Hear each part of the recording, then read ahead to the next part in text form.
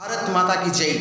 वर्ग 3 में चयन, अचयन एवं प्राइवेट में पढ़ाने वाले सभी शिक्षक तथा अतिथि में पढ़ाने वाले शिक्षक को मैं सादर नमस्कार करते हुए पीएल पांचोले खरगोन जिले से आपसे अंतिम बार आखिरी बार आग्रह कर रहा हूं कि हे मित्रों, आपके सहयोग के बिना हम आगे नहीं बढ़ सकते हैं। आपके आर्थिक सहयोग के बिना हम इस एनआईएस डीएलएड को भारत के राजपत्र में शामिल नहीं करवा सकते हैं। एनआईएस डीएलएड को भारत के राजपत्र में शामिल करने के लिए आपका आर्थिक सहयोग बहुत जरूरी है, क्योंकि आपका आर्थिक सहयोग ही इस एनआईएस डीएलएड को मान्यता प्रदान करा सकता है। हमारे पास मात्र 1 माह बचा है। इस 1 माह के संकटकालीन स्थिति में आप लोग सहयोग कर दीजिए, क्योंकि आपके सहयोग के बिना हम आगे नहीं बढ़ सकते हैं। हम आगे इस कदम को बढ़ा नहीं सकते हैं। आप कंदरा क्यों रहे हो, क्यों घबरा रहे हो? आपको ऐसा लगता होगा मित्रों कि हमारा पैसा व्यर्थ चला जाएगा।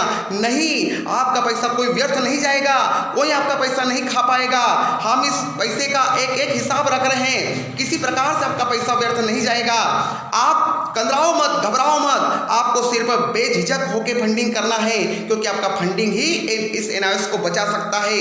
मात्र 1 माह बचा है सुप्रीम कोर्ट में याचिका दायर करने के लिए। अगर आप लोग इस समय को अगर बर्बाद कर दोगे तो समय आपको बर्बाद करने में चूकेगा नहीं, क्योंकि हमारे पास अभी समय है। इस समय का सदुपयोग कर लो मित्रों, क्योंकि समय बहुत नजदीक से जा रहा है। आप किस लिए पैसे बचाए रखे हो? क्या इसलिए पैसे बचाए रखे हो कि हम लोग शादी पार्टियों में उड़ा देंगे? क्या इसलिए पैसे बचाए रखे हो कि जन्मदिवस में हम लोग एंजॉय करेंगे और जन्मदिवस मनाने के लिए पैसे उड़ाएंगे? क्या इसलिए पैसे बचाए के रखे हो? क्या इसलिए आप पैसे बचाए के लिए रखे हो कि हम प्रतिदिन का रिचार्ज, जो प्रति माह का जो रिचार्ज होता है, उसमें हम रिचार्ज मोबाइल में करने के लिए हम पैसे बचाए रखे हैं? इसलिए आपको पैसे बचाने की अभी आवश्यकता नहीं है। पैसे आप इसलिए बचाए हो कि डॉक्टर हमसे मुंह मांगा पैसा मांगेगा जब हम बीमार पड़ेंगे। हे मेरे मित्रों, जब हम बीमार पड़ते हैं तो डॉक्टर जो मुंह मांगा पैसा मांगता है तो हम देने में कतराते नहीं हैं। और शादी पार्टी या जन्मदिवस मनाने में हम लोग पैसा बर्बाद करने में हम हिचकते नहीं हैं। आप फंडिंग करने में क्यों हिचक रहे हो?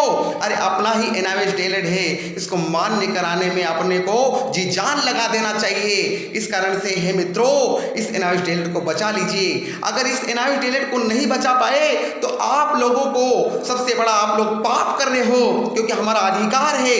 हम लोगों को किसी आने वाली शिक्षक भर्ती में लेंगे ही नहीं। सब दूर से तो हमको बाहर कर रहे हैं, पंजाब से, चंडीगढ़ से, असम से, बिहार से, सब तरीके से हमको ले नहीं रहे हैं। इस कारण से आप लोग अपने आप को सेफ मत समझिए। सबको सहयोग करने की आवश्यकता है। इस संकटकालीन स्थिति में आप लोग आगे आइए।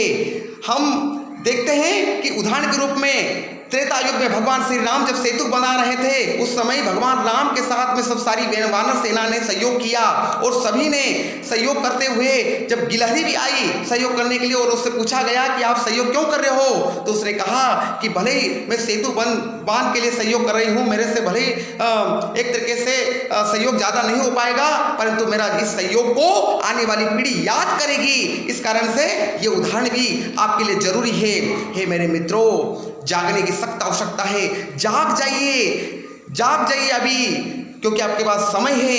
इस समय का सदुपयोग करके सभी लोग सहयोग करें, ये विशेष अपील है। और अंतिम बार अपील कर रहा हूँ, सबको जागने की आवश्यकता है और सब अपनी जिम्मेदारी निभाइए। जितने भी वेरीफाइड ग्रुप में जो लगभग 65 से 70 नाम है, वो कम से कम 1000 करेंगे, और जो 200 से 57 के लगभग जो लिस्ट गई है वेरीफाइड ग्रुप में, वो अपनी यथास्थिति के अनुसार सहयोग करें, क्योंकि संगठन में शक्ति होती है।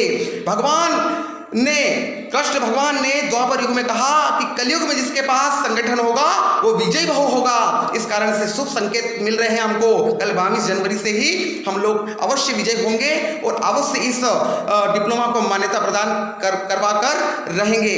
ये मेरी आशा है और ये विश्वास है।